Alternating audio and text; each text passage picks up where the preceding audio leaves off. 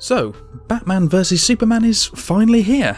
Some people, myself included, have been waiting years and years to see these two duke it out in a live-action movie. The Dark Knight Returns is without a doubt one of the most prestigious examples of storytelling done right in the comic book universe. Miller and Janssen's legendary graphic novel was always going to see an adaptation on the big screen. It was just a matter of time and, of course, a matter of how. And we've got it. To a certain extent, at least. Now, just a quick disclaimer. I am indeed a massive Batman fanboy, anybody who knows me knows that. Another disclaimer.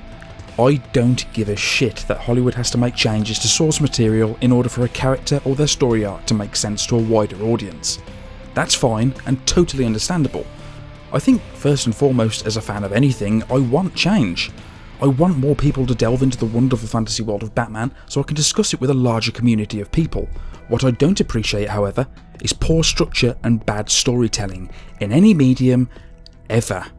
So, before I go deep on the criticisms, I'll talk about what I liked. The cinematography is nice. Snyder's trademark for wonderful visual aesthetics is present almost entirely throughout. Affleck's good as well, though anyone with a brain knew that was going to be the case from the start. God, I'm really sorry, but that's actually it. That's honestly all there is to like about this movie.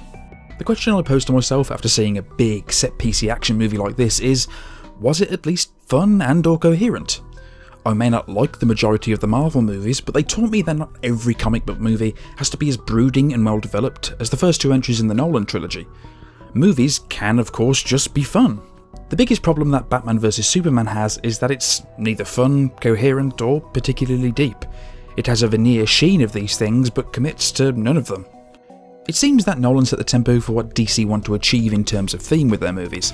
They want to contrast Marvel's snappy witfests with the moody atmosphere of Nolan's trilogy. That's fine. I love the first two installments as much as anyone I know, and I like the fact they're sticking to their guns. But both funny wisecrack humour and brooding despondency require good writing and structure, and this movie seriously is lacking both. To the movie's credit, the writing isn't that bad. It's not great or even that good, but it's certainly passable. The problem with it was summed up by a YouTube commenter perfectly for me. It feels like the writers wanted every single line of dialogue to be quotable. That you could cut almost any line and whack it straight into a fan-made trailer. Sounds cool, right? It does until you realise that a line of dialogue is only quotable and memorable in the first place because of character and context. This leads me on to the biggest problem with the movie. There is just so very little structure to it, despite its mammoth 2.5 hour runtime. I came out of it not so much confused, just wondering what the hell it was all about, what it was supposed to be. The plot, despite the film's best efforts to allude to something deeper, is fairly simple. Really simple, actually. Batman hates Superman because he killed a few Wayne Enterprise folk, Alexander hates Superman for reasons or something, and Superman is conflicted about whether he should be helping people at all in the first place. Something I thought was dealt with in Man of Steel anyway, but whatever. The problem is simple.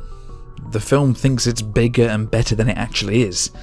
As explained, the plot is wafer thin and fairly simple, but there's so many mad and frantic edits going on that you don't have time to feel enveloped in any of the character arcs at all. It's mental, it really is. The perspective switches so often in the first two acts of the movie that you can't see any semblance of reason or intelligence behind any of the central characters' actions.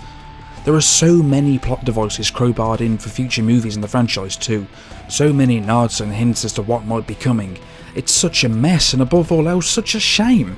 As I said before, it's not the fact that they've changed the fundamentals of Batman's core character.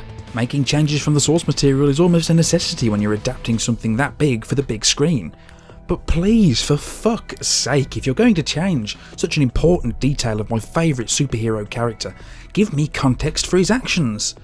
But Chris, it's taking inspiration from The Dark Knight Returns. He's a Batman that's been pushed to the edge of reason and no longer cares. We'll see why he's like this in future movies, I guarantee. Fuck that.